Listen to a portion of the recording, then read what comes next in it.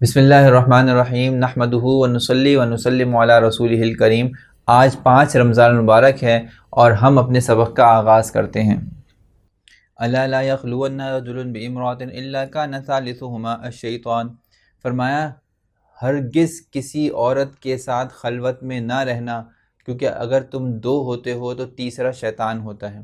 اسلام یہ کہتا ہے کہ ایک انسان کسی انجان خاتون کے ساتھ خلوت میں نہ رہے۔ آپ بازار میں جاتے ہیں، آپ محفل میں جاتے ہیں، وہاں اجنبی مرد ہوتے ہیں، کچھ عورتیں ہوتی ہیں، آپ کے اپنے محرم بھی ہوتے ہیں، اس میں کوئی مسئلہ نہیں۔ لیکن آپ کسی بھی ایسی جگہ پر اپنے آپ کو، آفس میں مثال کے طور پہ، لفٹ میں مثال کے طور پہ، ہوٹل میں مثال کے طور پہ، کسی بھی ایسے کمرے میں یا ایسی جگہ پر نہ جائیں کہ جہاں پر آپ اور کوئی انجان عورت اکیلے ہوں اور کوئی تیسرا موجود نہ ہو، کیونکہ حدیث میں فرمایا گیا کہ ایسی سچویشن کے اندر شیطان ان کے درمیان تیسرا بن جاتا ہے، یعنی وہ ان عورت اور اس مرد کے دل میں جو ہے وہ ایک طرح سے وہم اور ایک طرح سے جو ہے وہ غلاظتیں ڈالنا شروع کر دیتا ہے، اور پھر وہ ان کو کسی نہ کسی گناہ میں مبتلا کرنے کی پوری کوشش کرتا ہے۔ علیکم بالجماع و ایاکم والفرقہ۔ فرمایا کہ اجتماعیت کے ساتھ رہو اور اپنے آپ کو الگ اور علیحدہ پسند نہ کرو۔ یعنی مطلب یہ ہے کہ بہت سارے مسائل کے اندر اہل علم کی اور اجتماعیت کی پیروی کرنی چاہیے۔ انسان کو اپنی 1.5 اینٹ کی مسجد الگ نہیں بنانی چاہیے۔ وجہ یہ ہے کہ انسان اجتماعیت کے ساتھ کبھی بھی گمراہ نہیں ہوتا، ہاں اکیلا انسان گمراہ ہو جاتا ہے۔ حدیث میں آتا ہے کہ اکیلا آدمی اس بکری کی طرح ہے جو اپنے ریوڑ سے الگ ہو جائے، تو اس کو بھیڑیا آرام سے شکار کر لیتا ہے۔ تو جب انسان اہل علم کے ساتھ رہتا ہے، اجتماعیت کے ساتھ رہتا ہے، لوگوں کے مجمع کے ساتھ جڑ کے چلتا ہے، لوگوں سے الگ راہیں اختیار نہیں کرتا، تو وہ گمراہ بھی نہیں ہوتا۔ یہی وجہ ہے کہ آپ دیکھتے ہیں کہ ہمارے زمانے میں اکثر وہ لوگ جو فتنے کا شکار ہوئے، جو اپنی نئی تشریحات اسلام کی لے کر آئے، قرآن کی نئی تشریحات لے کر آئے، وہ تشریح لے کر آئے جو نہ صحابہ کرام رضی اللہ تعالیٰ عنہم جانتے تھے، نہ علماء امت نے 1400 سال میں آج تک کی، وہ انہوں نے کرنا شروع کی، تو وہ دین حق سے گمراہ ہو گئے۔ اس کے لیے آپ چاہیں تو اس زمانے کے اندر کئی ایسے لوگ نظر آ جائیں گے جو آپ کو ایسی تشریحات کرتے ملیں گے کہ جو صحابہ کرام رضی اللہ تعالی عنہم اور امت کے اجماعی تواتر کے بالکل خلاف ہے۔ فرمایا کہ فَإِنَّ الشَّيْطَانَ مَعَ الْوَاحِدِ وَهُوَ مِنَ الْإِثْنَيْنِ أَبْعَدُ۔ ایک انسان اگر عورت کے ساتھ اکیلا ہو تو شیطان ان کے بیچ میں موجود ہوتا ہے، لیکن جب 2 ہو جاتے ہیں، 3 ہو جاتے ہیں، 4 ہو جاتے ہیں، اجتماعیت ہو جاتی ہے، تو وہاں شیطان اتنا قریب نہیں ہوتا، شیطان پھر ان سے دور بھاگ جاتا ہے۔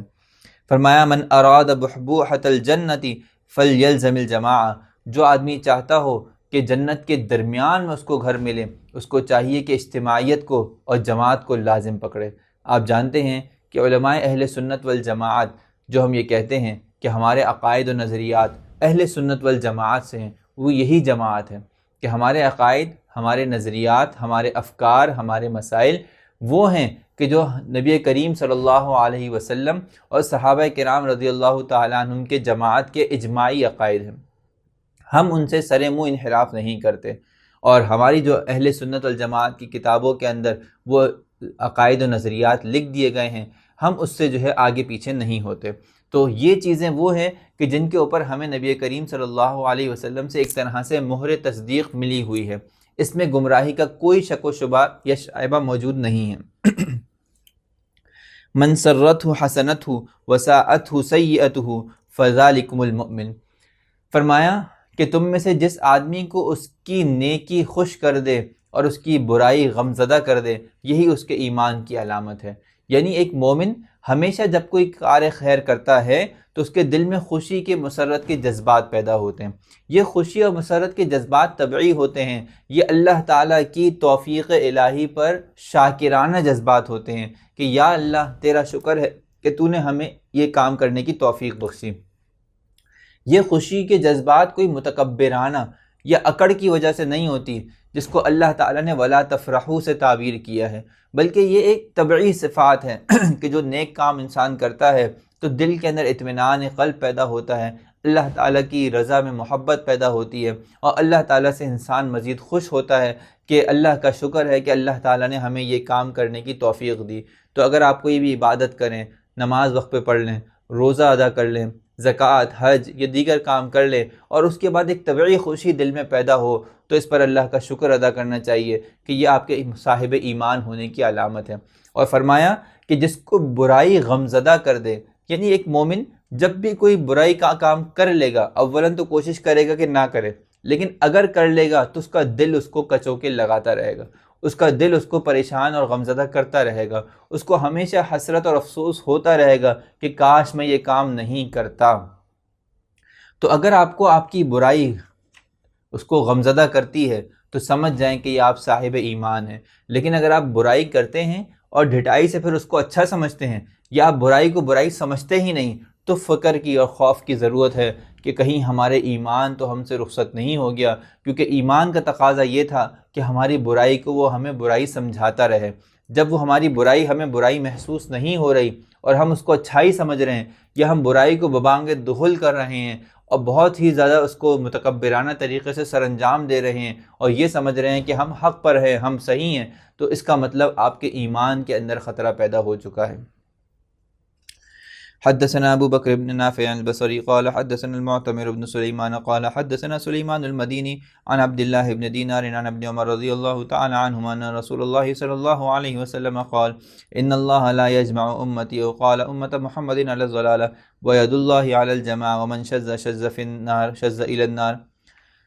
فرمایا کہ ان اللہ لا يجمع امتی علی الضلالہ، کہ اللہ تعالیٰ میری امت کو گمراہی پر متفق نہیں کرے گا۔ آپ جانتے ہیں کہ امت کے حجت قطعیہ میں سے ایک اجماع بھی ہے۔ نبی کریم صلی اللہ علیہ وسلم نے جو ہمارے لیے دلائل چھوڑے ہیں جن کو ہم حجت سمجھتے ہیں، ان میں ایک قرآن ہے، دوسری حدیث ہے، تیسری اجماع ہے اور چوتھی قیاس ہے۔ جو تیسری اجماع ہے اس کا ثبوت اس حدیث سے ملتا ہے